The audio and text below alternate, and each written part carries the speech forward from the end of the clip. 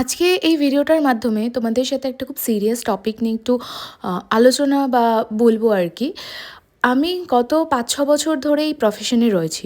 আমি কোনোদিনই খুব একটা পছন্দ করি না কেউ আমার সাথে আমার কেকের প্রাইস নিয়ে নেগোশিয়েশন করুক। ওই ৳৫০ কমাও, ৳২০ কমাও, এই পক্ষপাতী আমি কোনোদিনই ছিলাম না, আজও নই। তো আমি যে প্রাইসটা কাস্টমারের থেকে ডিমান্ড করি, আমি কিন্তু সেই কোয়ালিটি, সেই কোয়ান্টিটির জিনিসই কাস্টমারকে প্রোভাইড করি। কখনো কোনোদিনও এরকম হয় না যে আমি একটা প্রাইস নিচ্ছি কিন্তু তার বদলে আমি তোমাদেরকে কমা দামের জিনিস বা ওয়েটে কম জিনিস সেগুলো আমি প্রোভাইড করব। তার কারণ হচ্ছে বিজনেসটা আমার রক্তে আছে। আমার বাবা মা দুজনেই বিজনেস জায়গা থেকেই বিলং করে। তো বিজনেসটা যেহেতু আমি বাপির থেকে শিখেছি, তো উনি সবসময় একটা কথাই আমাকে বলেন যে বিজনেসে সৎ থাকতে, এবং আমি কিন্তু সেটাই সর্বদা চেষ্টা করি।